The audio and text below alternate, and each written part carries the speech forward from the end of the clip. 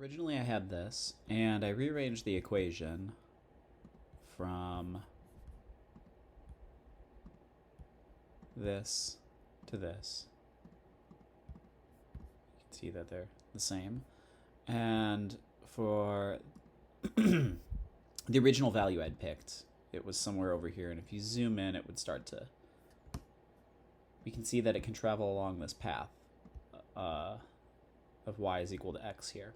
And what we want to do is we want to get it, we're restricted to this quadrant 1 in the positive z-axis because as far as I know, we cannot have negative values for length, area, or resistivity. And so what I did then was we have this, which is the same thing, and I looked at it from a side view, and I zoomed out a little bit, and I noticed that this looks very much like a saddle, or it looked like some shapes that I'm familiar with. And so what I did was I saw here that we have this curve right here, and we had this point. And so I thought, well, okay, why not travel along that path and get as close as we possibly can to where all three axes meet. And so we wanted to get as close to there, but not quite at 0. And again, this is a, just to clarify, this is a cost graph. So I mapped the value of resistivity and length to x and y, and I mapped the value of area to z. And then this was just a constant. So when I say x, y, and z here, these are just arbitrary variables, just so we can graphically represent this. And so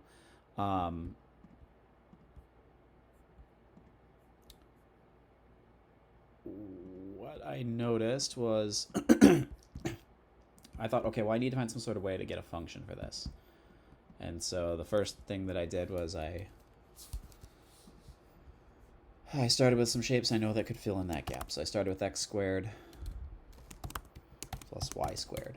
It was not quite what we needed, so I was like, okay, this needs to be divided by some value. So I just wanted to observe the base case here, or the basic example. So I did the same thing. I put x times y here without the constant of 1.6. And we're like, okay, so it's not quite fitting where the edge of this is matched up with that. And that's when I found that it's just, if you multiply the z times x times y times 2,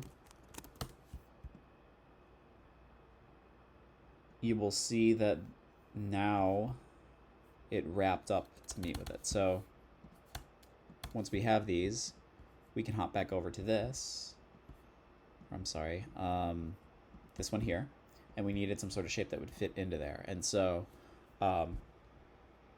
we know that it has that same function, except there's that multiple of 2, except we're dividing by 2 here. So now they match up. So we have some sort of curve that we can trace along.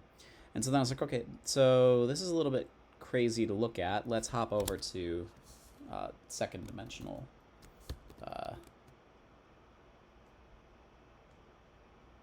Where did I put it? Here we go. So then I took that same function, and this is just that side view that we see of this. And so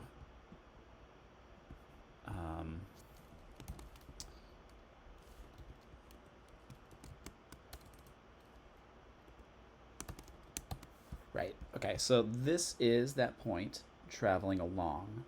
We don't need this one, technically, but yeah, so you have this point that was traveling along, and for my value, I think we had the lowest I went in the assignment was like 0.1, but as you zoom in, you can see that we can still get these values closer to the origin. And so the slider doesn't quite do it here, but this is kind of the idea of what we're doing.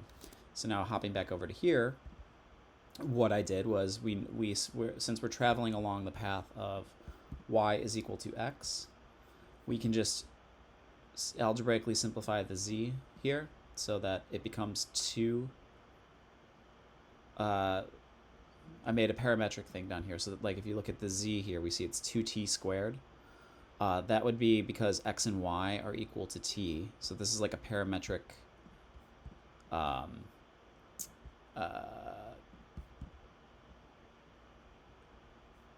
imagine that there'd be a line running from the origin to this blue dot. This would then be a coordinate vector, and it's parameterized. So as you can see, we have it tracing along. And so if you want to minimize cost, all you have to do is slide t as close as you can to 0 without actually going quite to 0. But I guess if you took the limit of this as it goes to infinity, you would, I mean to 0, you could drive the cost down to 0, which is something that I had a hard time wrapping my head around. But as you can see, we keep sliding this along, we can keep going, and the lowest that my slider will go before hitting 0 is this value right here. I can get it as low as 0.0101. And so if we look over here, we have x, y, and x, y, and z things. So we would say, what you could do is you could say that x is equal to 0.0101, and that y is also equal to 0.0101, and then z is going to be equal to, let's hop over to a notes. See, I've already done it here. So this would be like, right, for cost, it was the product of the three values. So we had t squared, which is what I'm doing here. This is the x times the y. I just simplified it into a squared, times, and then the last dimension, which is here, which is our z formula, plugging in the 0.0101, which would get our dollar cost down to that. It's quite low. What I call basically like time slices is, so if we had that plane and we had the resistance set at 1.6, we can see that as we change the resistance, the representation will change with it. And that's because, you know, we're already using three variables here, so we can only see essentially snapshots of it changing with respect to time, where time would be this slider, but time is representative of a change in resistance measured in ohms. And so that's what that's like. And then, you know, for cost minimization, this would change. So if we wanted to, what would that look like actually? Let's see. So if we had, see, I zoomed out too far. Let's put this back at 1.6. Let's see if we can find where that plotted point is. It's somewhere in here. Huh. Disappeared. I don't know what zoom level I'm at. It'll reappear if I'm at the correct zoom level. Because when I had this at 1.6, how far zoomed in are we?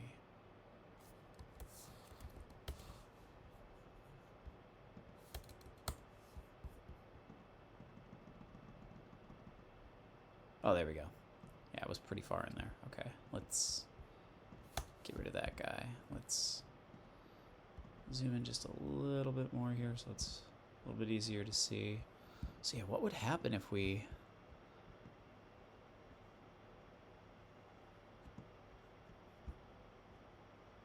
Yeah, see, that's what I thought. You would have to have... This is only for the case of when we had resistance set to 1.6, which means that down here this would be... I think it'd be 2t here. 2t. Yeah, there we go. Okay, so that fixed it. So now, yeah, it's not leaving it. And then if we actually wanted to not, like if we wanted to hold resistance at this way, we wanted the blue dot to move, we would have to write a separate one. So now you can change the resistance, which causes it to move. Or we could go back to the old way that we had it, where we had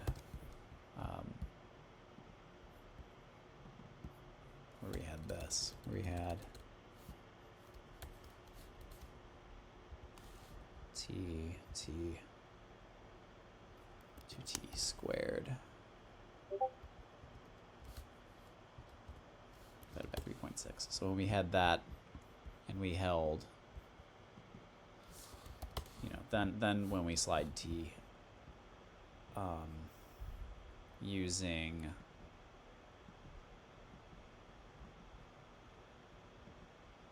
this one and we turn off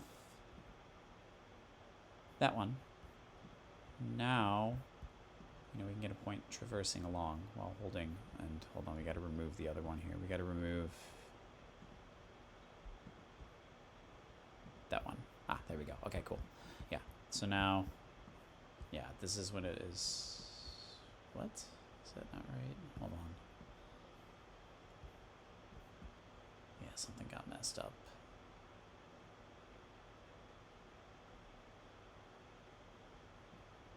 Oh, right, it's 3.2.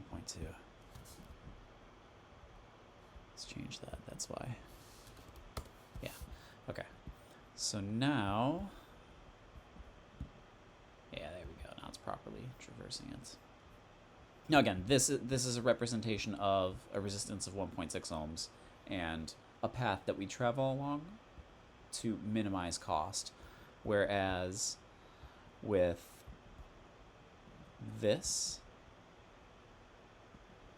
is, oops. Whereas with this one, this is a representation of resistance, or variations of resistance. And then this other one is